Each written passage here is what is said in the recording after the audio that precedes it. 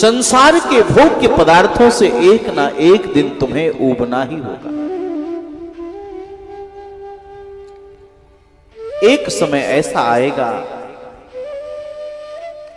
कि संसार के जितने भी भोग्य पदार्थ हैं उनसे तुम्हारा मन भर जाएगा। इसलिए सौनक आदि ऋषि कहते हैं श्रीमद् भागवत में सूत जी महाराज से कि सूत जी वयम तूना व्रतप्यामे उत्तम श्लोक विक्रमे यक्षणवताम रसज्ञानाम स्वादु स्वादु पदे पदे। महाराज हमने कथा तो बहुत सुनी लेकिन अभी हमारे जीवन की तृप्ति नहीं। सूत जी मानो कहना चाहते हैं ऋषियों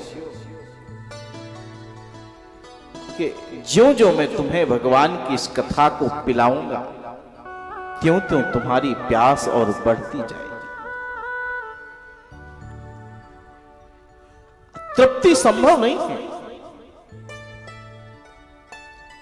और इसलिए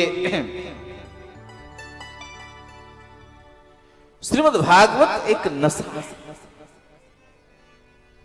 इसलिए भागवत में लिखा आसव शब्द का प्रयोग किया।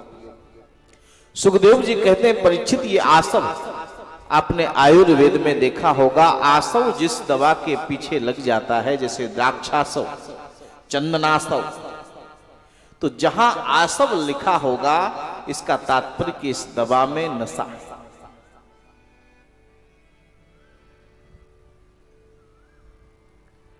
तो भगवान वेद व्यास कहते हैं कि श्रीमद् भागवत आसव है। आसव का तात्पर्य है आपने देखा होगा जैसे पीने वाला व्यक्ति कभी ये नहीं कहता कि मैं तृप्त हो गया हूं अब कल से नहीं पीऊंगा, कहता जो जमाने में लोग पीते हैं, जमाने का जो नशा है, तो पीने वाला व्यक्ति कभी भी ये नहीं कहता कि कल से नहीं पीऊंगा अब मेरी तृप्ति हो गई, क्योंकि उसकी आदत ऐसी होती है कि वो और प्यास को जगाती है।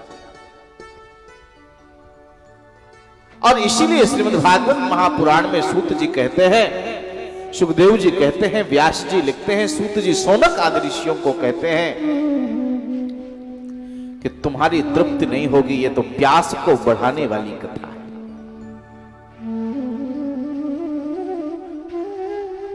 और इसीलिए किसी पिलाने वाले ने लिखा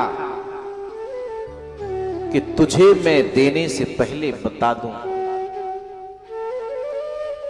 तुझे मैं देने से पहले बता दूं, बड़ी तल्ख होती है पीने के बाद। तुझे मैं देने से पहले बता दूं, बड़ी तल्ख होती है पीने के बाद, और मेरे मासूक की अदा है निराली, गिराता बहुत है उठाने के बाद।